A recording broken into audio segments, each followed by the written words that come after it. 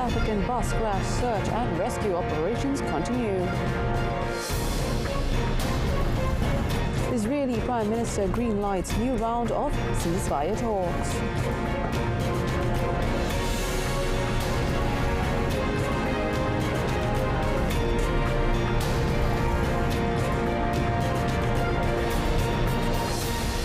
Good afternoon and Salam Malaysia Madani. I am Olivia Nicholas and you're watching World Today. Search and rescue operations continue after a bus carrying worshippers from Botswana to South Africa plunged off a bridge, killing 45 people. A Limpopo traffic and road safety official said police were still searching for more bodies under the bus wreckage. Only 36 bodies have been recovered thus far, with some bodies found burned beyond recognition, while others were trapped inside the debris or scattered on the scene. The crash happened in Mokopane near South Africa's Limpopo province, while the victims were making their way to a popular Easter pilgrimage taking place at Zion Christian Church in Moria Town.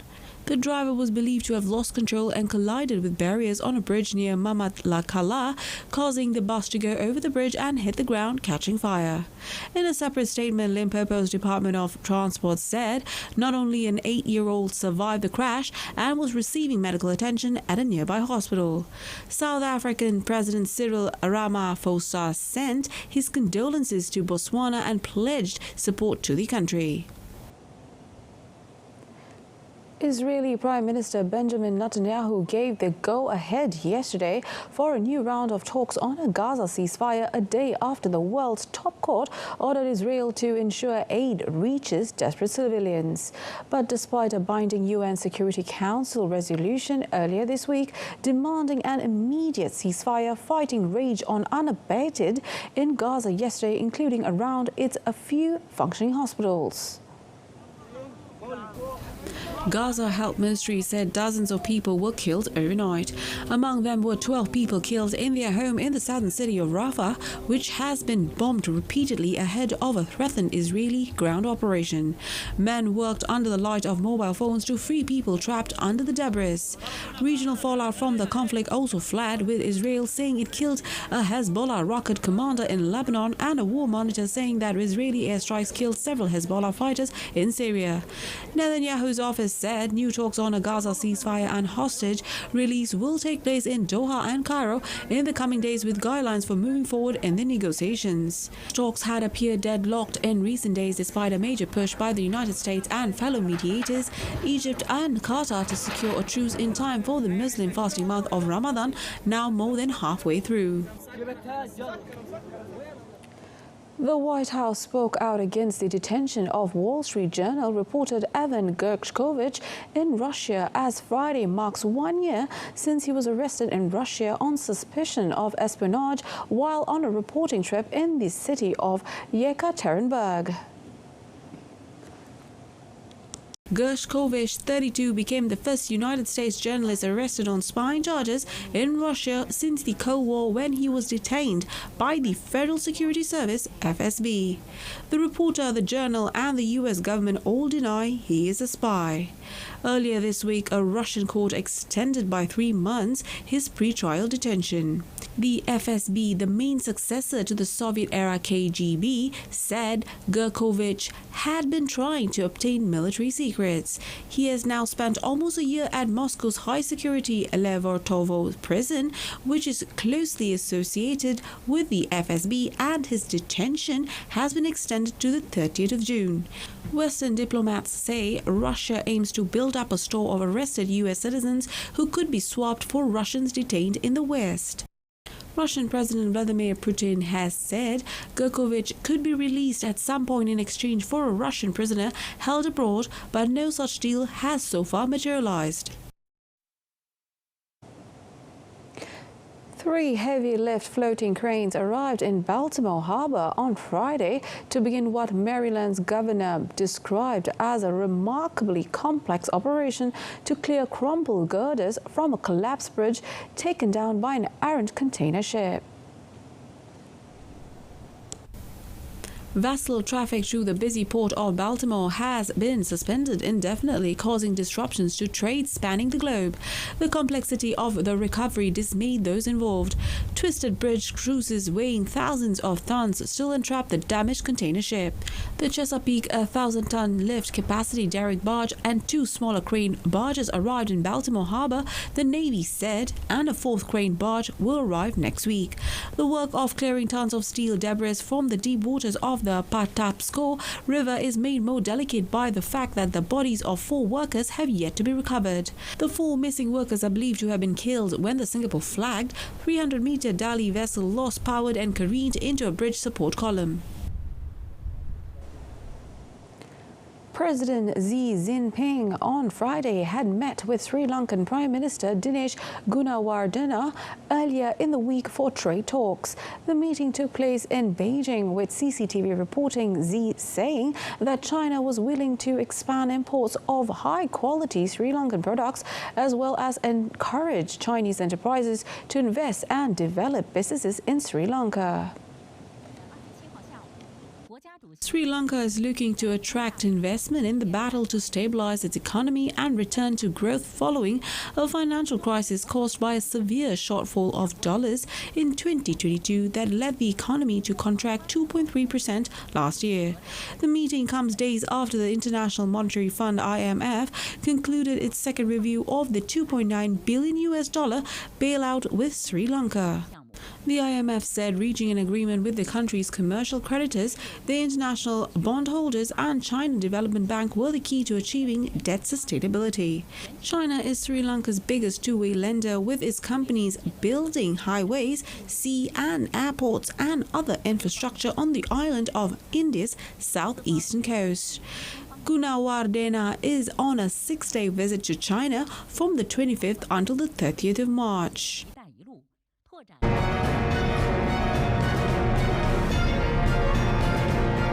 Coming up next, Cyclone Germain leaves at least 18 killed and thousands displaced in Madagascar.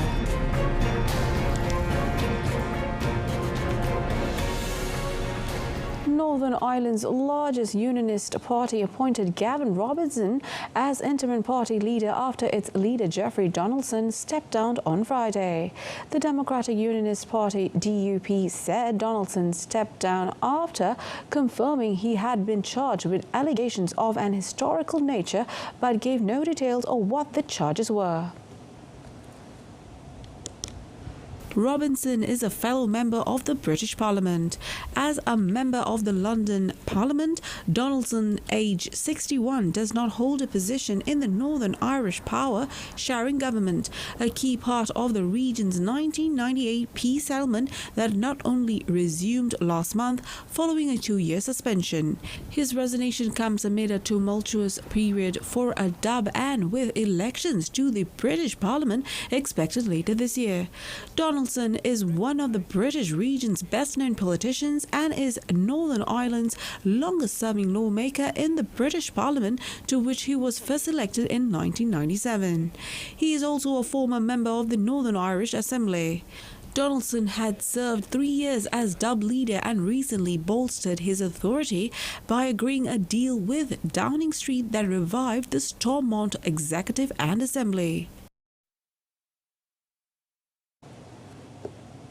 A tropical cyclone that swept across the island of Madagascar this week killed at least 18 people and displaced thousands more. The country's disaster management office said on Friday that Cyclone Germain, which crossed the northeast of Madagascar on Wednesday and Thursday, displaced more than 20,000 people. The National Bureau of Risk and Disaster Management (BNGRC) said in a report that 3 others were injured and 4 were still missing. Germain made landfall north of Oppenheimer in northeast Madagascar on Wednesday morning with average winds of 150 kilometers per hour and gusts of 210 kilometers per hour. The cyclone, which brought heavy rain and flooding, caused roads and bridges collapse in the north of Madagascar. Madagascar. Germain is the first this year in Madagascar's cyclone and storm season. The storm was expected to skim the coast, but it unexpectedly changed course and went into the island, causing disruption. The full extent of the damage is still unclear because many villages in the region were cut off from the rest of the country, making access difficult for rescue teams. Friday marked the 20th anniversary of the entry of 7 formerly communist countries, Bulgaria, Estonia, Latvia, Lithuania, Romania, Slovakia and Slovenia, into the North Atlantic Treaty Organization or NATO alliance. At an event to mark the anniversary, Lithuania's President Gitana Nausėda said Russia's invasion of Ukraine had contributed to growing instability worldwide, but stressed Lithuanians knew they would never be alone again. An enormous 540 square meter NATO flag was hoisted atop Vilnius TV Tower, Lithuania's tallest structure. Depending on weather conditions, it is planned to be raised daily throughout the week. Lithuania hosts one of 8 multinational battle groups distributed along the alliance's eastern flank. The first formerly communist countries to join NATO, the Czech Republic, Hungary and Poland, also recently celebrated the 25th anniversary of their accession on the 12th of March. At present, NATO has 32 member countries, which are sovereign states that come together to discuss political and security issues and make collective decisions by consensus.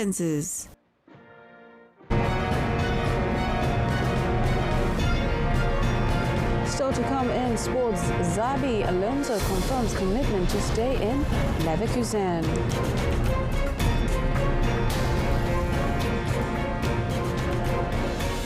Bayer Leverkusen boss Xabi Alonso ended speculation of a potential move to one of his former clubs, Liverpool or Bayern Munich, in the close season when the Spaniard said on Friday that he was committed to staying with the Bundesliga leaders. Alonso had been linked with the Liverpool and Bayern jobs, with both their coaches leaving at the end of the season. Alonso, who has a contract with Leverkusen until 2026, has become the talk of Europe and a reported target for top clubs after leading his team through an unbeaten season while challenging for 3 trophies.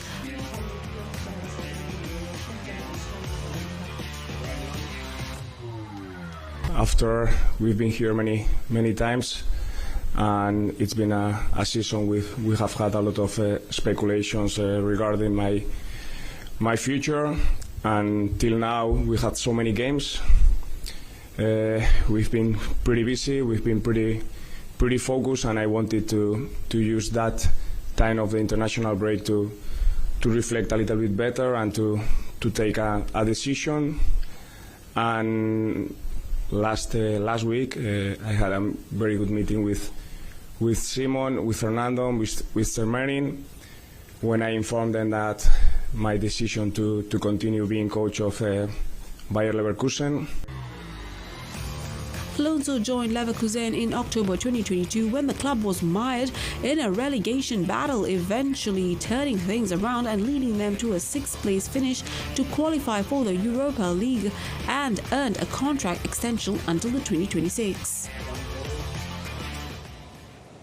Liverpool's Jurgen Klopp praised Brighton and Hove Albion coach Roberto De Zerbi for implementing a demanding yet entertaining style 18 months into the job, saying he could never set his team up to play in a similar manner. The way they play, the way they play. It's a really different way. I couldn't coach that. It goes against my personality. But it's good. It's a good watch, and it's very demanding for the players. It's clear positioning, hold your position, keep your position, pass in the right position, pass in the right moment, and that is. He's a top coach. He's doing really well. It's super interesting to see, and I like watching them, to be honest. De Zerbi took charge of Brighton in September 2022 and guided the team to 6th in the Premier League, their best ever finish as they qualified for Europe for the first time last season. Liverpool, who host Brighton on Sunday, were the first team De Zerbi faced when he took charge. A 3-3 draw, and the South Coast club have never lost to Klopp's side since. Arsenal manager Mikel Arteta wants his team to enjoy the moment in tomorrow's Premier League clash against a Manchester City side he believes have pushed the level of the game globally and who have the world's best coach in Pep Guardiola. Arteta was an assistant under Guardiola at City before taking the managerial reins at Arsenal, and the two Spaniard friendship goes back to their days as players. Sitting in opposing dugouts, however, has meant a change in their relationship.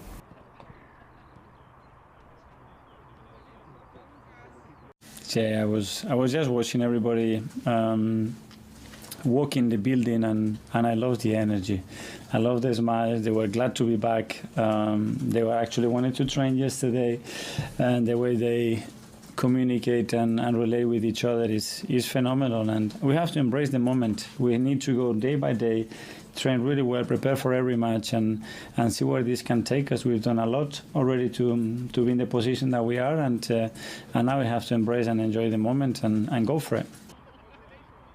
Arsenal, who face an anxious wait to see if Bukayo Saka, Gabriel Martinelli and Gabriel Magalhaes will be fit for the match, top the Premier League table with 10 games to go in a nail-biting title race on the 64 points, while holders City are third on 63.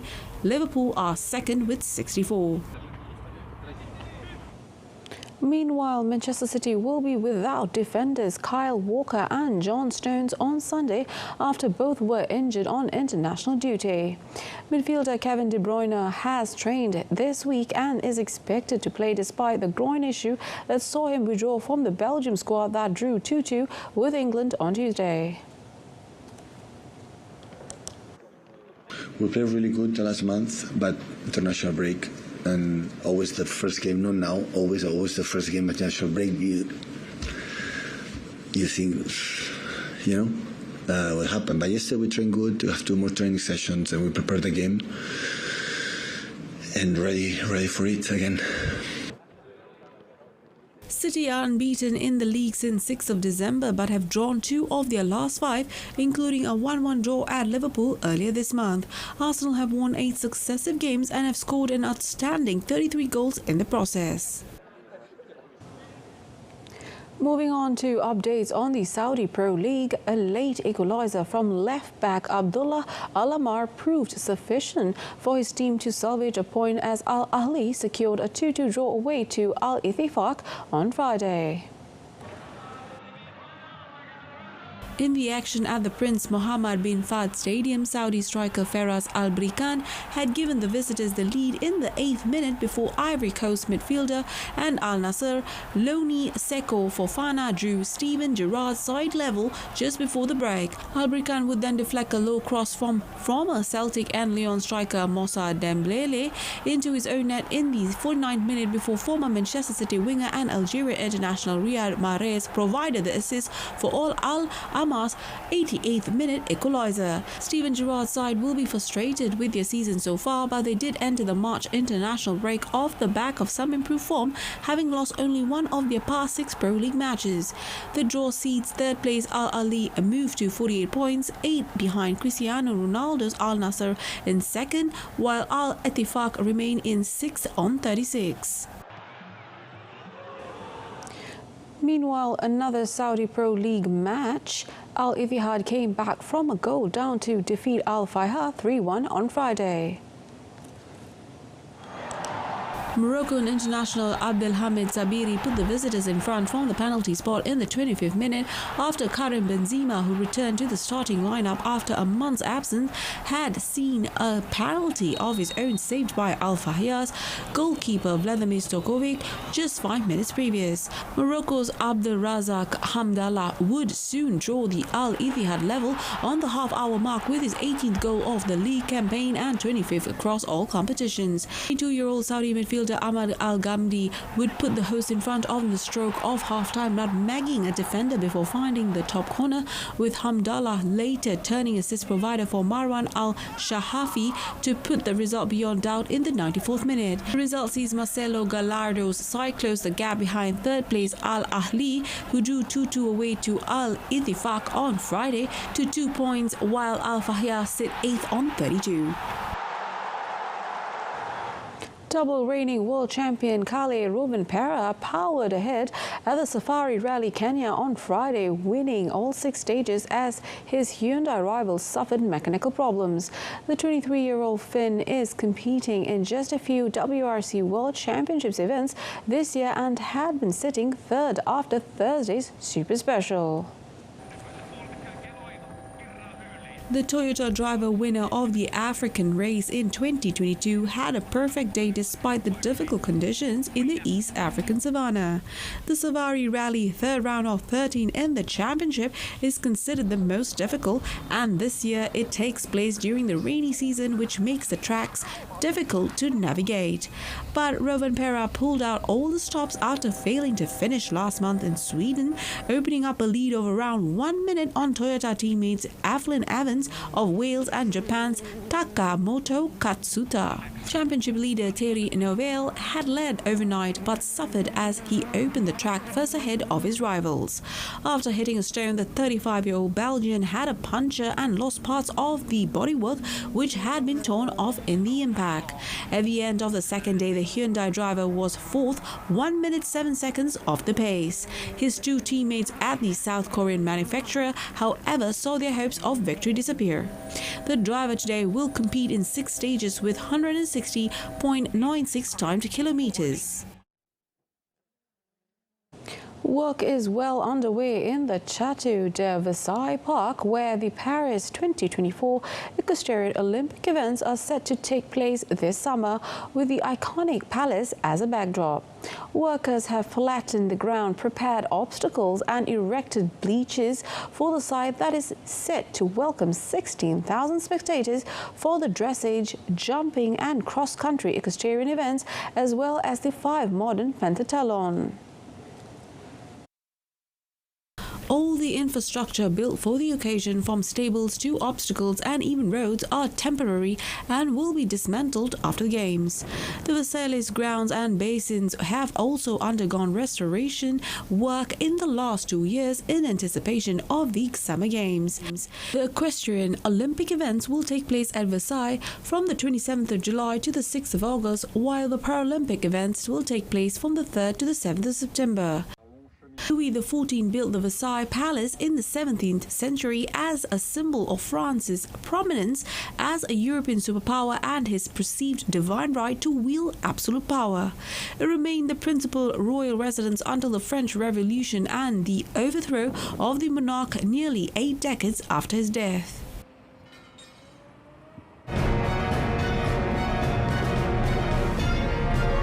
Oppenheimer finally debuts in Japan to mixed reaction. That and more next in our Offbeat segment.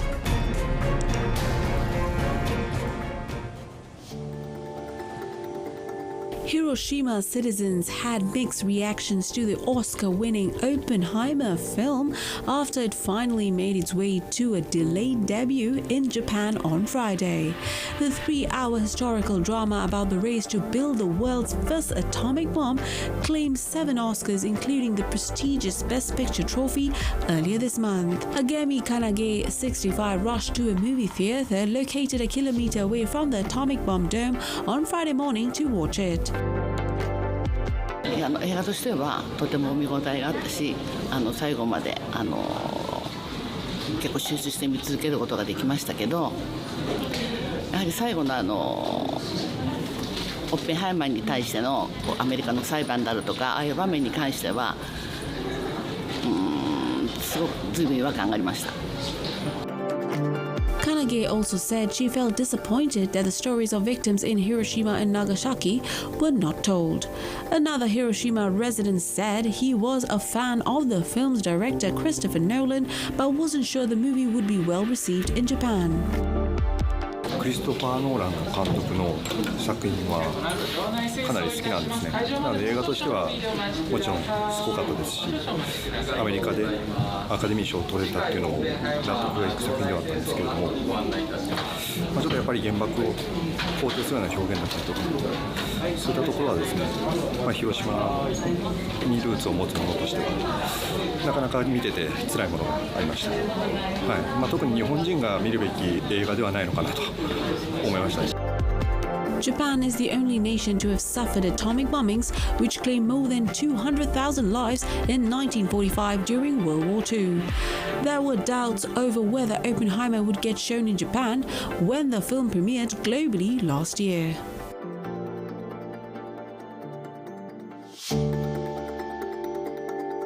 Traditional Easter chocolate eggs have transformed into sports-themed characters in some Paris chocolate shops as chocolatiers concoct pieces with a nod to the nearing Olympic Games. Chocolates molded as egg-shaped track athletes and timers, podiums and medals adorn stores ahead of the Easter holiday in anticipation of the Games, which run from the 26th of July to the 11th of August in Paris. The piece resembles a timer stopped at 20.24 seconds as homage to the year of the Paris Olympics and features 3 egg-shaped sack race athletes around an egg-shaped racetrack, a nod to traditional French sack races using coca bags in some regions of the country.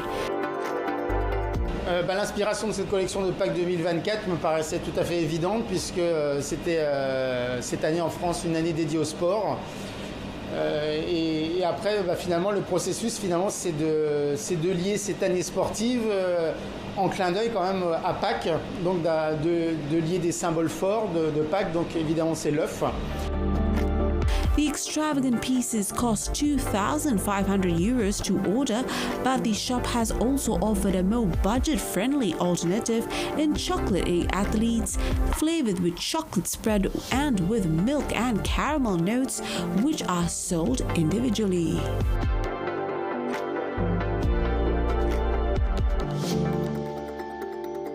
Bolivian, Argentine and Peruvian artists spent part of their Good Friday carving large religious images depicting the way of the cross stations out of sand in dunes in western Bolivia. The sands of Aurora in the western part of the country have been transformed into an enormous canvas for more than 300 artists who created the different stations of the cross in the sand. The sculptures carved from the time the Roman governor Pontius Pilate condemned Jesus to death until his burial in a tomb. Nosotros tenemos una imagen central predominante que es la de Jesús, unas manos hacia atrás que le está sacando la parte de su atuendo, y hemos representado un cóndor que va desde la parte inferior y asciende hacia arriba, porque también esa relación, ¿no?, de la parte andina que tenemos, que esa dualidad entre nuestra cosmogonía y la parte religiosa. Siempre tratamos de poner algunos elementos para unificar esas dos pasiones, esos dos relatos que siempre manejamos acá. The festival is an annual tradition that has been running for over 17 years, drawing large numbers to marvel at the sand creations. That wraps up this edition of World Today. In our top stories, South African bus crash, search and rescue operations continue. Till next time, I'm Olivia Nicholas. From the river to the sea, Palestine will be free. Thanks for watching.